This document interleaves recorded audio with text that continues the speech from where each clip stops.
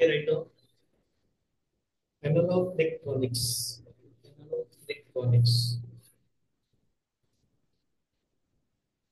Analog electronics.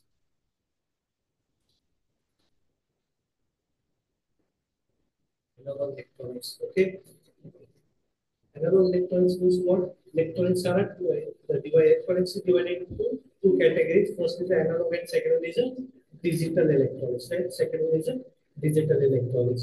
आता हा जो analog electronics सब्जेक्ट आहे आपला हा analog electronics आपल्याला काय सांगतो तर जे इलेक्ट्रॉनिक्स मध्ये जे काही तुमचे जसे डिजिटल इलेक्ट्रॉनिक्स तुम्ही सिग्नल्स पाहिलेले बायनरी त्याच्यानंतर तुम्हाला decimal number binary numbers logic gates आहेत डिफरंट डिफरंट लॉजिक गेट्स आहेत आता आपल्याला अॅनालॉग इलेक्ट्रॉनिक्स डिजिटल इलेक्ट्रॉनिक्स मध्ये आपण हे शिकलो तर आपल्याला अॅनालॉग इलेक्ट्रॉनिक्स बघायचं आहे पूर्वी त्याच सब्जेक्टचं नाव होतं अप्लाइड इलेक्ट्रॉनिक्स ठीक आहे means applications of electronics electronics कसं यूज करायचे कुठे ऍप्लिकेबल असते इलेक्ट्रॉनिक्स हे आपल्याला पूर्वी हे सब्जेक्ट वाईज समजून जायचं ऍज इट इज सिलेबस ठेवलेला आहे सिलेबस मध्ये काय केलं फक्त त्यांनी युनिट्सचे नाव चेंज केले तर युनिट्स फक्त युनिट थोडेसे टाकले पूर्वी काय होतं तुमच्या या अॅनालॉग इलेक्ट्रॉनिक्स मध्ये पूर्वी काय होतं लो पास किंवा लो ऍम्प्लिफायर म्हणून पहिला एक सब्जेक्ट चॅप्टर होता नंतर होता हाय पॉवर ऍम्प्लिफायर्स होता त्याच्यामध्ये आपल्याला पॉवर ऍम्प्लिफायर म्हणून एकच युनिट केलाय ज्यामध्ये आपल्याला सगळे ऍम्प्लिफायर्स कव्हर करायचे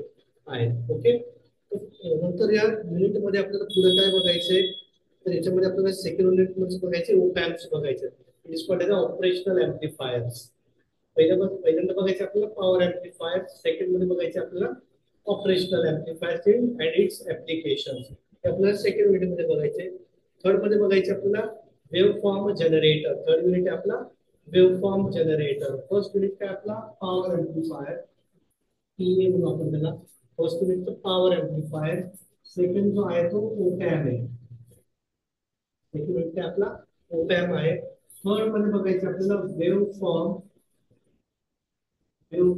जनरेटर वेव्हफॉर्म जनरेटर बघायचं आपल्याला थर्ड युनिट मध्ये थर्ड युनिट नंतर नेक्स्ट युनिट आहे आपला ऍक्टिव्ह फिल्टर्स फोर्थ युनिट येतो ऍक्टिव्ह फिल्टर्स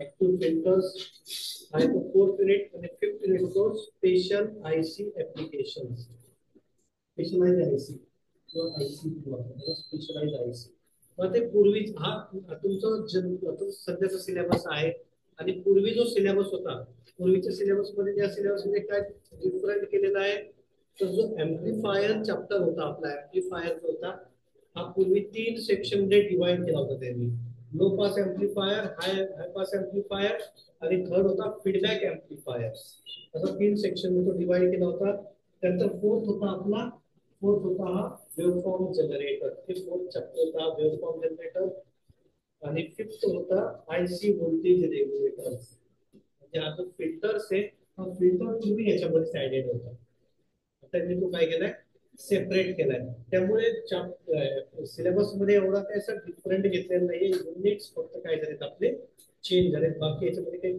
डिफरंट झालेलं नाहीये आता हा सब्जेक्ट इम्पॉर्टंट का बरं आहे हा जो फील्ड आहे अॅनालॉग इलेक्ट्रॉनिक्स हा जो सब्जेक्ट आहे तो इम्पॉर्टंट का बरं आहे तर हा जो सब्जेक्ट आहे हा आपला ऍक्च्युअल इलेक्ट्रॉनिक्सचा सब्जेक्ट आहे आपण जे ईसीएन वगैरे बघतो आपण हा इलेक्ट्रिकल पार्ट येतो थोडासा त्यामध्ये किंवा आपण पुढे गेल्यानंतर तुम्हाला लिनियर सर्किट एलआयसी म्हणून एक सब्जेक्ट आहे एलआयसी हा थोडा इलेक्ट्रॉनिक्स इन्स्ट्रुमेंटेशनचा पार्ट जातो पण जो ऍक्च्युअल इलेक्ट्रॉनिक्सचा पार्ट आहे तो हा आहे आता तुम्हाला पुढे गेल्यानंतर कम्युनिकेशनचे काही सब्जेक्ट येणार आहेत कम्युनिकेशनचे सब्जेक्ट म्हणजे टेलिकॉमचे सब्जेक्ट झाले म्हणजे इलेक्ट्रॉनिक्स जी ब्रँच आहे या ब्रँचचा जर ऍक्च्युअल सब्जेक्ट जर बघितला आपण तर बेसिक पॉवर इलेक्ट्रॉनिक्स आणि एनालॉग इलेक्ट्रॉनिक्स आणि डिजिटल इलेक्ट्रॉनिक्स हे जे 3 सब्जेक्ट आहेत या called core subject of the electronics त्यामुळे आपला कोरचं नॉलेज येण्यासाठी आपल्याला हा सब्जेक्ट इम्पॉर्टंट आहे हा सब्जेक्ट फक्त पास होण्यासाठी इम्पॉर्टंट नाहीये थेरीवरती मला सब्जेक्ट पास होतो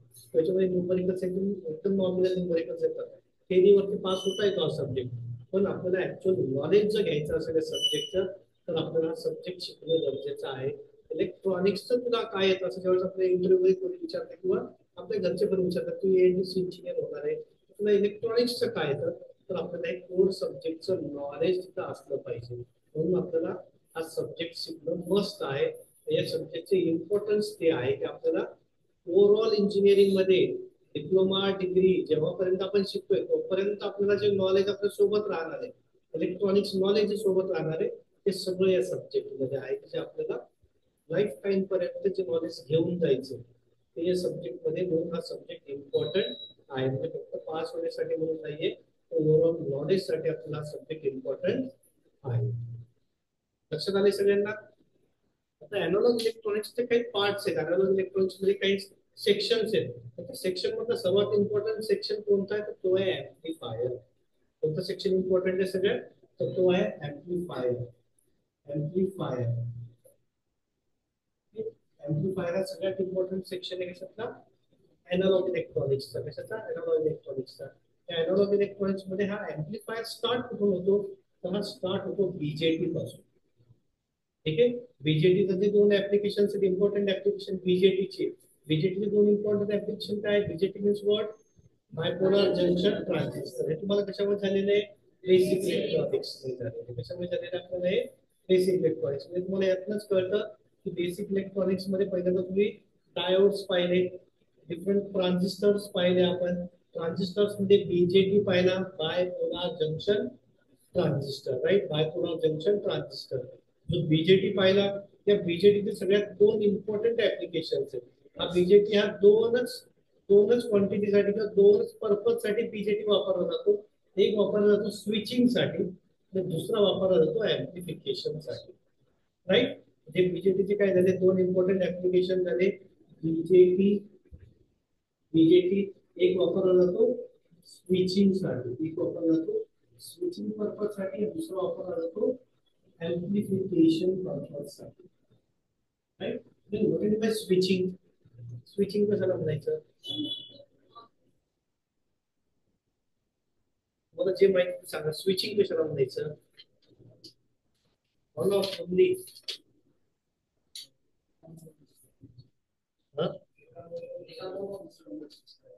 एका मोडवर दुसऱ्या मोडवरती स्विच. आपण काय विचारतोय स्विचिंग म्हणजेच काय?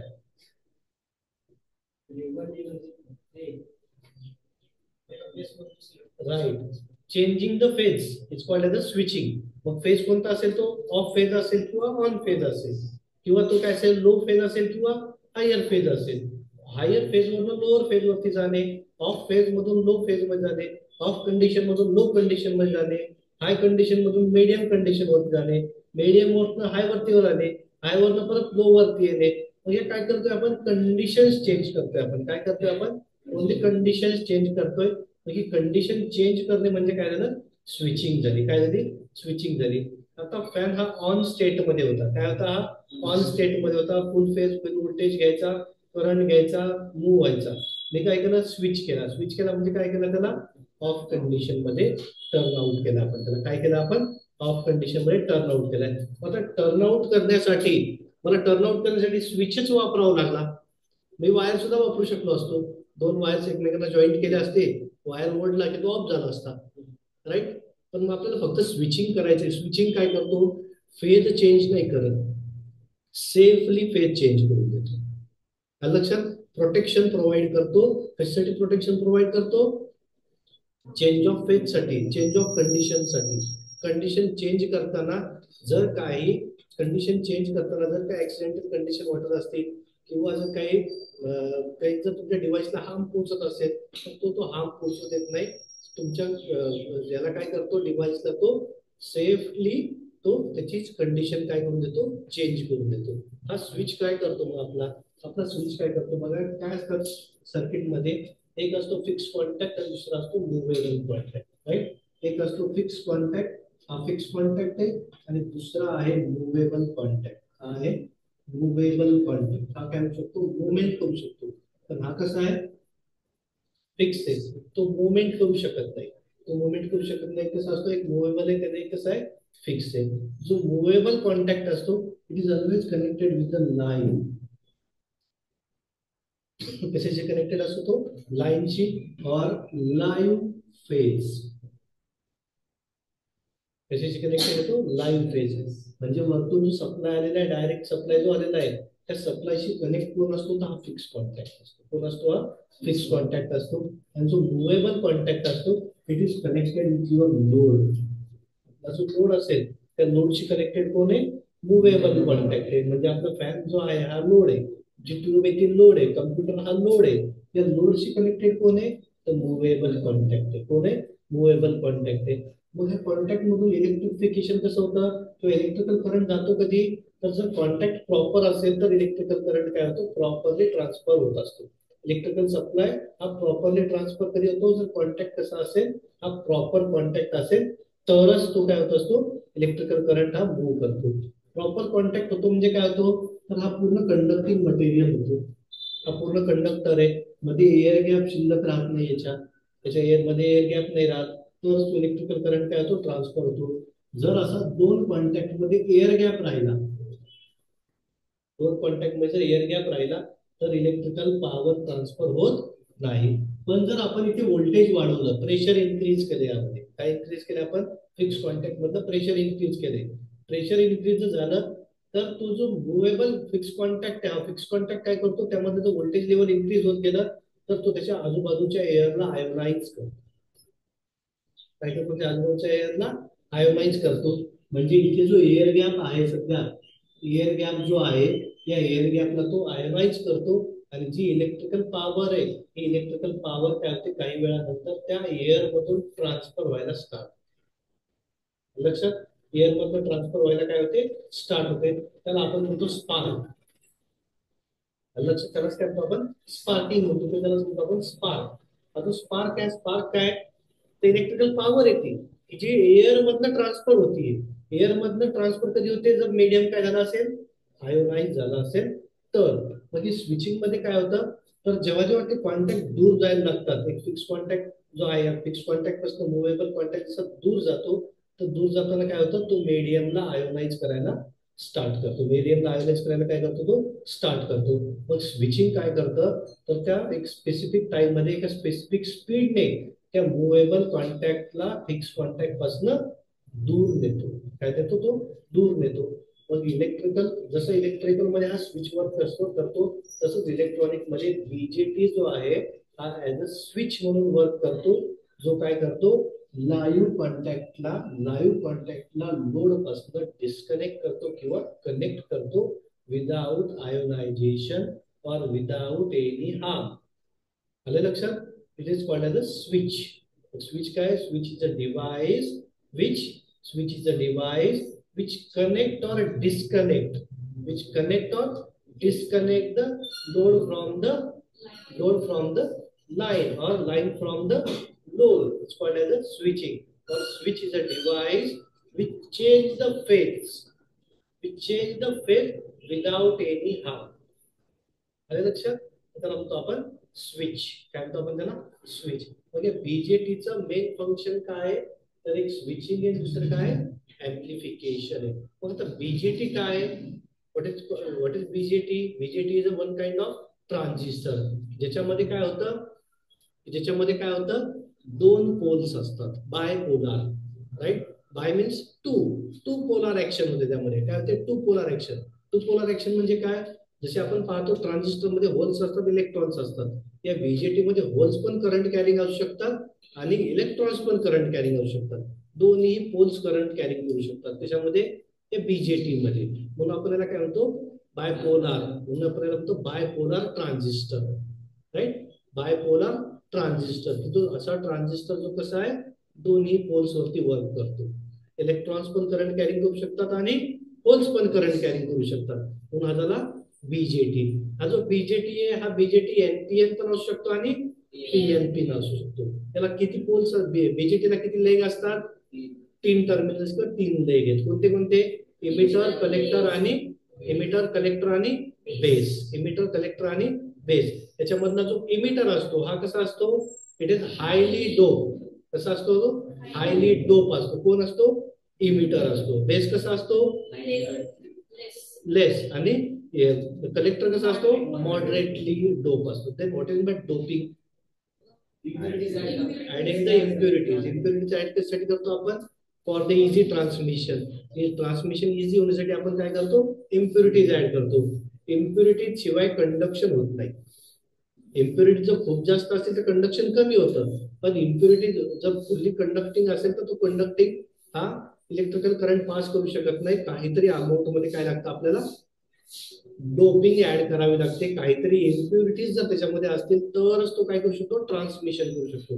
विदाउट डोपिंग ट्रान्समिशन करत नाही. राईट. मग हे डोपिंग काय करतो आपण, ते इम्प्युरिटीज ऍड करतो for the easy transmission.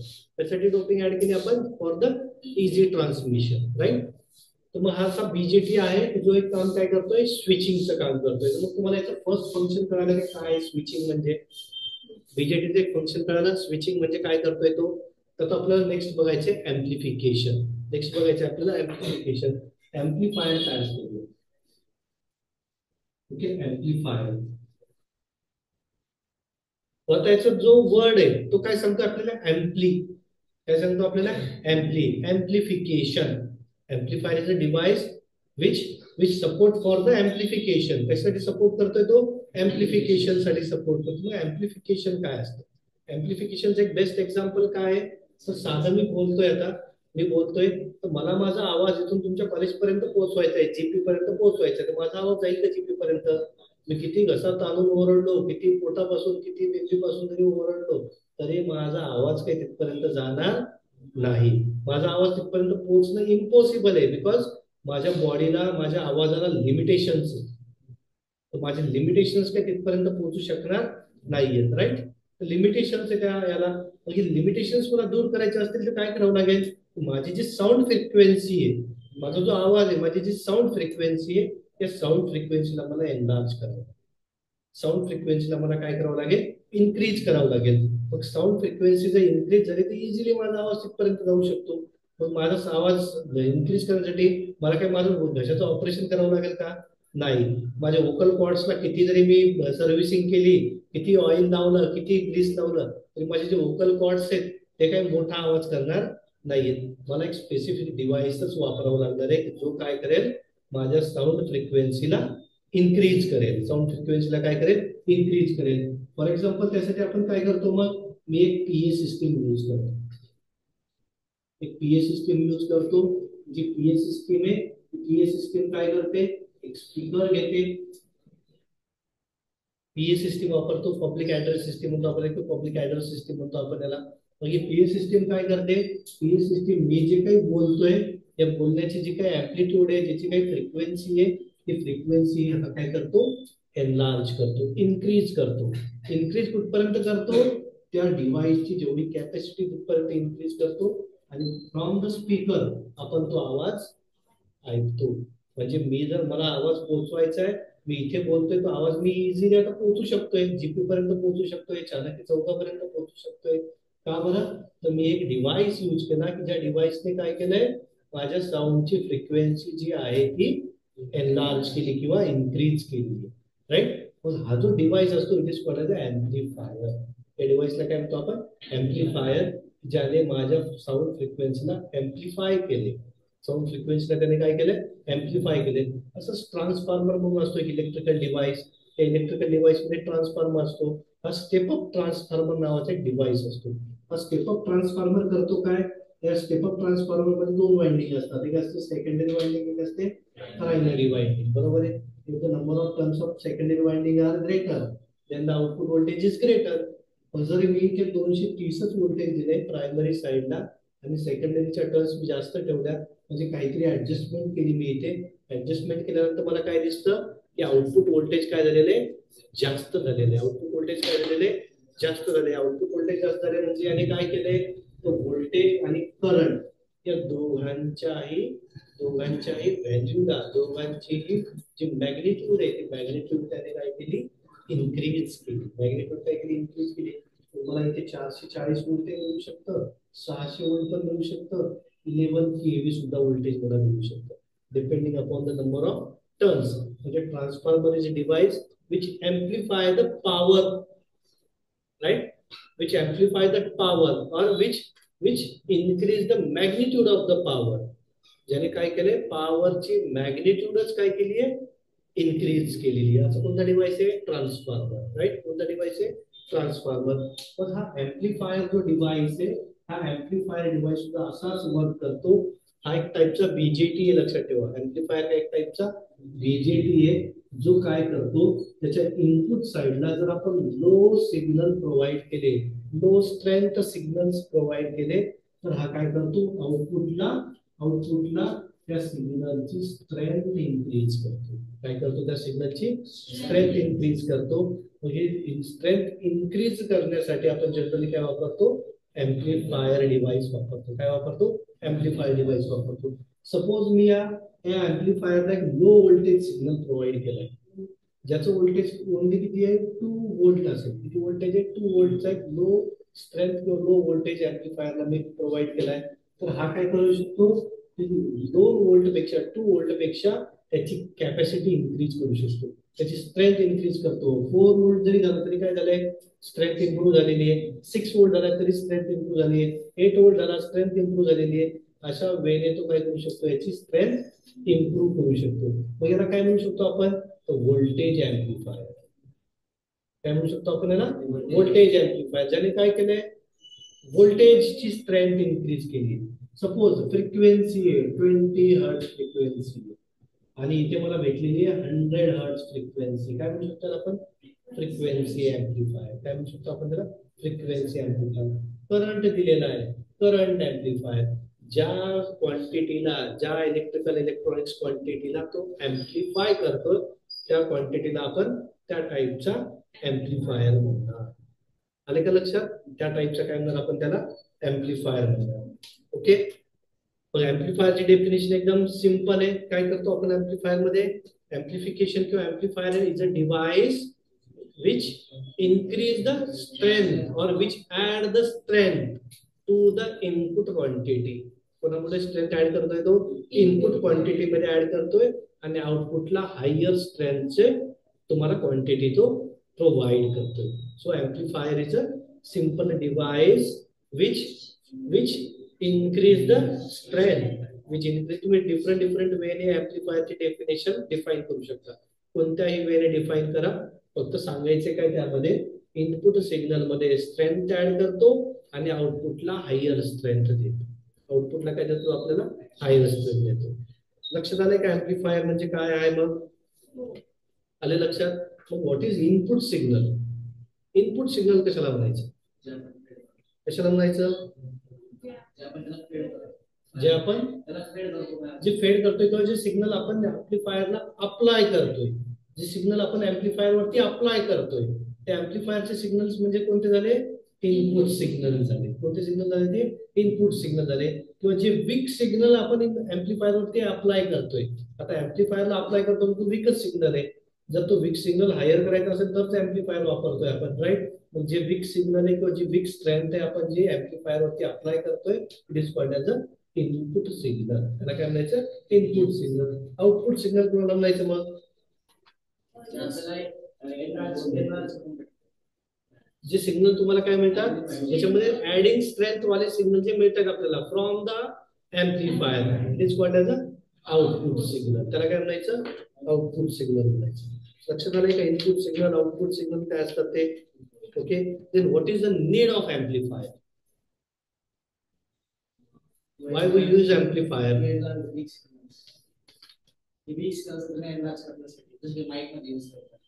As per the requirement, right? As per the requirement, आपल्याला सिग्नल ऍड होऊन मिळत असतील, राईट. आपली रिक्वायरमेंट हायर आहे आणि सिग्नलची स्ट्रेंथ कशी आहे, कमी आहे. सिग्नलची स्ट्रेंथ कमी आहे, आपली रिक्वायरमेंट कशी आहे, हायर आहे. मला आवाज तिथपर्यंत पोहोचवायचा आहे, राईट. मला आवाज तिथपर्यंत पोहोचवायचा आहे, माझी नीड आहे ती. मला साऊंड सिग्नल्स कसे पाहिजेत, एनलार्ज पाहिजे. साऊंड सिग्नलची फ्रिक्वेन्सी कशी पाहिजे, एनलार्ज पाहिजे. माझी नेसेसिटी जी असेल, as per the necessity signal आपल्याला काय मिळत असतील, एनलार्ज करून मिळत असतील, तर आपण ऑब्विसली काय वापरणार, एम्प्लीफायरच वापरणार. काय वापरणार आपण तिथे, एम्प्लीफायरच वापरणार. Okay. Right down first definition of amplifier. Definition of amplifier.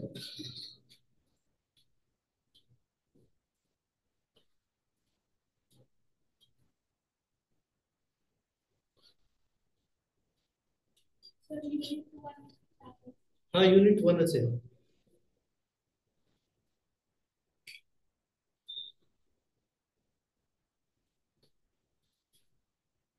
amplifier.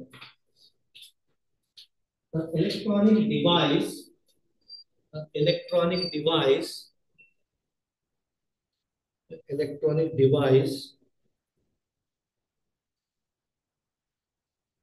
electronic device,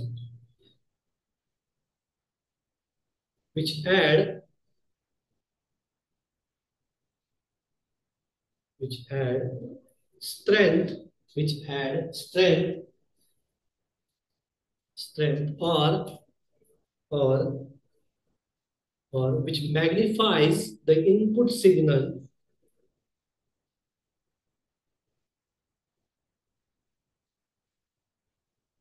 and input signal without without changing its shape, without changing its shape,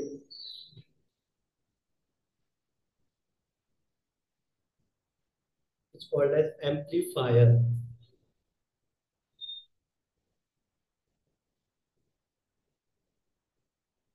okay, बघा आता अजून एक आपलं ते डिस्कस करायचं राहिलं. आता हा ऍम्प्लिफाय करतो काय?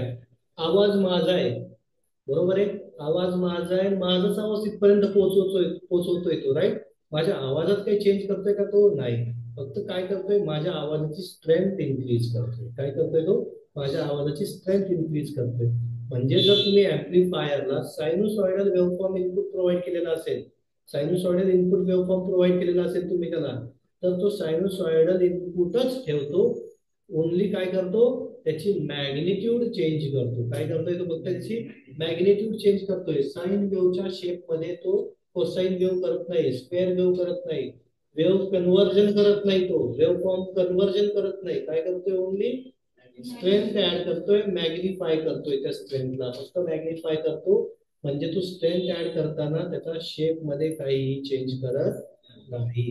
असा हा ऍम्प्लिफायर डिव्हाइस आहे. त्याच्यामध्ये इम्पॉर्टंट सेंटेन्स टाकायचं, without changing the shape. It magnifies amplifies the device which magnifies the big signal without changing the shape.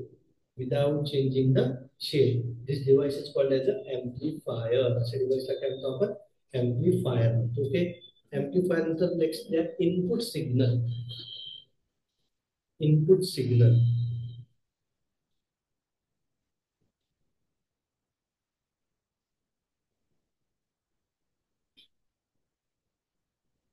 A signal, a signal, signal which have low strength, a signal which have a low strength, obtained from the source, low strength, obtained from the source, obtained from a source,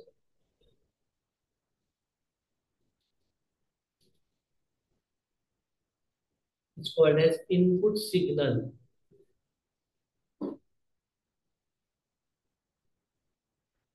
It's called as input signal.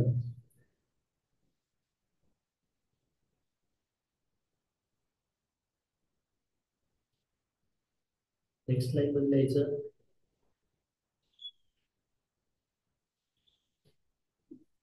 Microphone. आता input signal वाले device कोणते कोणते आहेत जे input signal देऊ शकतात आपल्याला? Microphone आहे. काय करतोय तो? मायक्रोफोन म्हणजे स्पीकर, हा माईक झाला, हा राईट. मायक्रोफोन याच्यामध्ये मी बोलतोय म्हणजे काय झालं? सिग्नल बाहेर आलाय, राईट. सिग्नल आलाय कुठून? सोर्स मधून आला. कुठून आला? सोर्स मधून कुठे गेलाय तो? मायक्रोफोन मध्ये गेला. मग इनपुट सिग्नलचा डिव्हाइस कोण आहे की जो ऍम्प्लिफायरला इनपुट देऊ शकतो? असे डिव्हाइसेस कोण आहेत? पहिला आहे मायक्रोफोन. मायक्रोफोन झाला. Next tape head. Tape head माहिती का तुम्हाला? तुम्ही पाहिलं पण नसेल. कॅसेट पाहिली का टेपची कधी तुम्ही? कशी असते? दोन गोल असतात त्याच्यामध्ये आणि एक बेल्ट असतो त्याला, बरोबर आहे. असा आहे, असे एक गोल असतो, त्या गोलवरती असा बेल्ट वाहून केलेला असतो, राईट. आणि इथे एक गोल असतो, त्याच्यावरती हा टेप काढत असतो, इथे वाहून असतो, राईट. त्याला म्हणतो आपण कॅसेट. कॅसेट म्हणतो आपण याला. आता ही जी कॅसेट आहे त्या कॅसेटला इथे कसा गोल सर्क्युलर असतोय. हा जो गोल आहे हा रीड करतो ते सिग्नल. त्याच्यामध्ये जे काही सिग्नल्स आहेत सिग्नल रीड करायचं काम करू शकतो.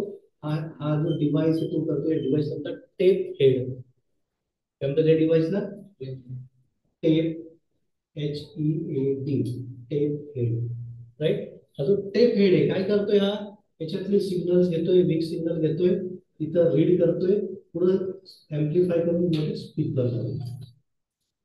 मोठे स्पीकरला देतो म्हणजे मोठ्या स्पीकर मध्ये मग आवाज मोठा होतो. त्या टेप मधला जो आवाज आहे तो काही चेंज होतो का. टेप मध्ये जर लता मंगेशकरचं गाणं असेल तर लता मंगेशकरचंच गाणं आहे. श्रेया घोषालचं गाणं बाहेर येणार आहे का किंवा तिच्या आवाजामध्ये गाणं बाहेर येणार आहे का नाही किंवा आपल्या आवाजात बाहेर येणार आहे का नाही. जे सिग्नल्स आहेत त्यामध्ये त्याच सिग्नलला तो एनलार्ज करतो.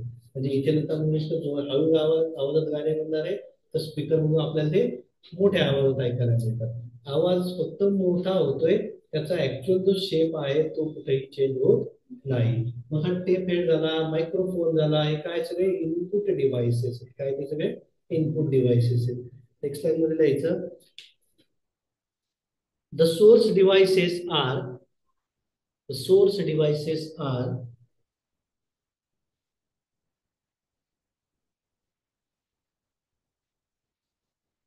Tape head microphones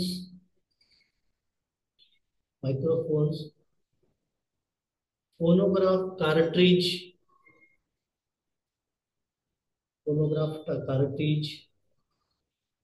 transducers etc.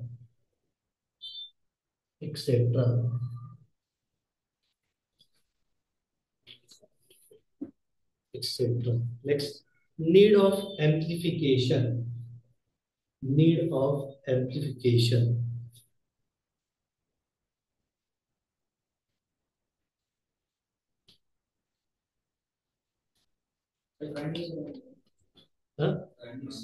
Transducer कसा आहे मायक्रोफोन असतो का त्याला ट्रान्सड्यूसर पण म्हणतात. मायक्रोफोनला सुद्धा म्हणजे ट्रान्सड्यूसर काय की जो जसे मायक्रोफोनचे विक सिग्नल्स आहेत का ते विक सिग्नल जनरेट करायचं काम मायक्रोफोन करतो.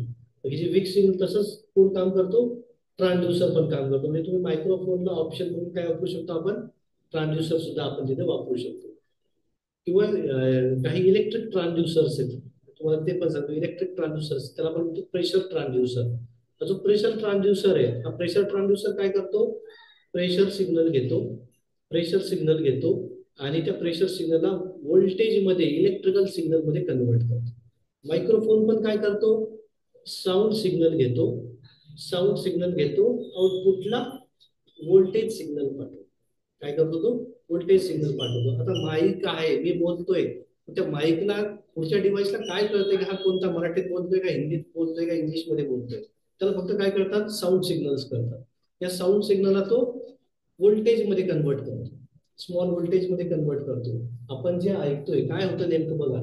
आपण ज्यावेळेस असं स्पीकर मध्ये बोलतो किंवा मायक्रोफोन मध्ये बोलतो हा सपोज हा मायक्रोफोन डिव्हाइस आहे. हा मायक्रोफोन मध्ये आपण जेव्हा बोलतो साऊंड सिग्नल देतो आपण त्या साऊंड सिग्नलला हा मायक्रोफोन काय करतो व्होल्टेज सिग्नल मध्ये कन्वर्ट करतो. मग हा मायक्रोफोन एम्प्लिफायरला देतो. हा एम्प्लिफायर काय करतो हे जे व्होल्टेज सिग्नल्स आहेत त्याच व्होल्टेज सिग्नलला without changing shift strength provide करतो. लक्षात काय करतो स्ट्रेंथ प्रोव्हाइड करतो. पुढे आपण स्पीकर लावतो. स्पीकर प्रेडिक्ट करतो. स्पीकर काय करतो मग हे जे व्होल्टेज सिग्नल त्याच्याकडे आलेले आहेत त्या व्होल्टेज सिग्नलला परत साऊंड सिग्नल मध्ये कन्वर्ट करतो. लक्षात साऊंड सिग्नल मध्ये कन्वर्ट करतो. म्हणजे ऍम्प्लिफायरला काही कळत नाही तुम्हाला त्याला व्होल्टेज त्याला काय दिले तुम्ही साऊंड सिग्नल दिले का प्रेशर दिले का त्याला तुम्ही स्पीड मेजर करायला म्हणजे मुवमेंट दिलेली आहे तुम्ही त्याला फ्लो दिलाय फ्लुइडचा त्याला काही कळत नाही. त्याला फक्त कळतं काय व्होल्टेज सिग्नल्स कळत असतात. काय कळत असतात त्याला फक्त व्होल्टेज सिग्नल्स कळत असतात. मग हा टेप हेड आहे हा व्होल्टेज सिग्नल मध्ये कन्वर्ट करतो. मायक्रोफोन आहे हा व्होल्टेज सिग्नल मध्ये कन्वर्ट करतो. ट्रान्सड्यूसर डिव्हाइस आहे हा पण व्होल्टेज सिग्नल मध्ये कन्वर्ट करतो. म्हणजे फक्त काय व्होल्टेज सिग्नल मध्ये कन्व्हर्जिंगचं एक मीडियम आहे. हा ट्रान्सड्युसर किंवा मायक्रोफोनचा आहे. मायक्रोफोन्स किंवा टेप हेड किंवा काय घेतलेलं आपण एक ग्रामोफोन घेतलेला आपण एक, राईट. हा ग्रामोफोन काय, ते जुन्या काळातला जो मोठा स्पीकर होता त्याच्या मोठ्या मोठ्या डिस्क असायच्या. आपण पिक्चर मध्ये बघतो, आता आपण ओरिजिनल काय बघू शकत नाही आता त्याला, किंवा मंगळवार बाजारात दिसतो आपल्याला, कोणतरी ठेवलेला असतो विकायला. तो जो ग्रामोफोन आहे, तो ग्रामोफोन मध्ये कॅसेट आहे, ती जी मोठी कॅसेट असते, एक हेड असतं त्याला. तो हेड रीड करतो म्हणजे काय करतो, त्याचे मधले साऊंड सिग्नल्स आहेत स्टोअर केलेले, त्याला व्होल्टेज मध्ये कन्वर्ट करतो. व्होल्टेज मध्ये कन्वर्ट करून त्याला ऍम्प्लिफाय करतो. ऍम्प्लिफाय केल्यानंतर स्पीकरला देतो. स्पीकर परत त्या व्होल्टेज सिग्नलला साऊंड सिग्नल मध्ये कन्वर्ट करतो. लक्षात, साऊंड सिग्नल मध्ये कन्वर्ट करतो.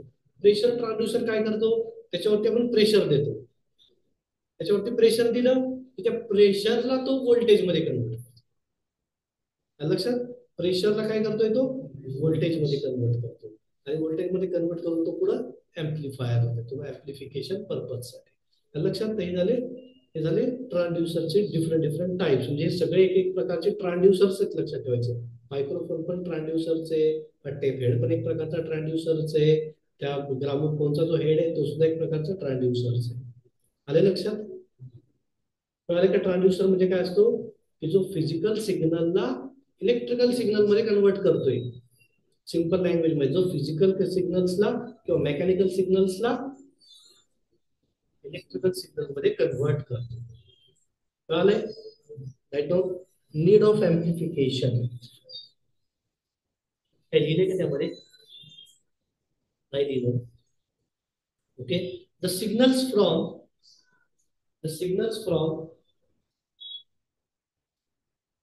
signals from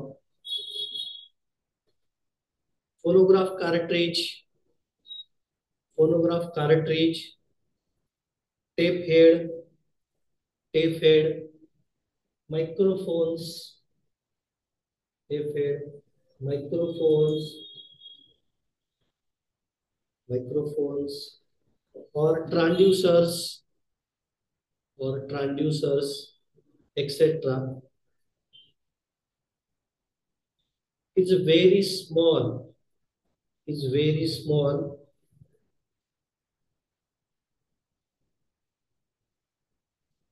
very small, which cannot supply to the load, which cannot supply to the load directly, which cannot supply to the load directly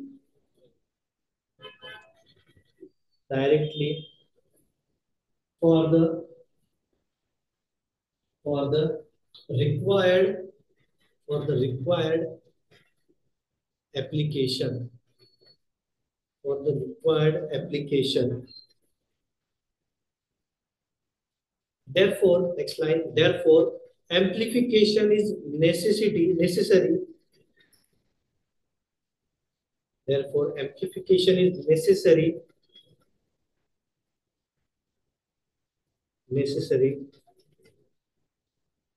to increase strength of the signal.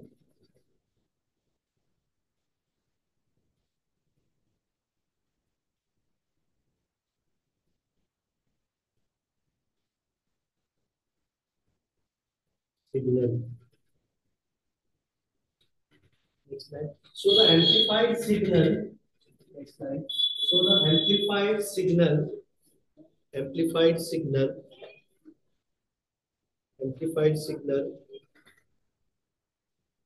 can be applied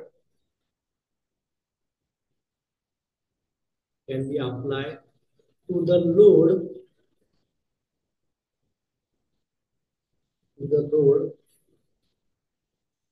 for the production of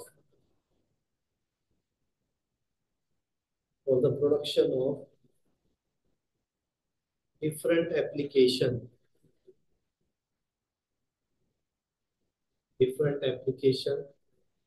as per requirement.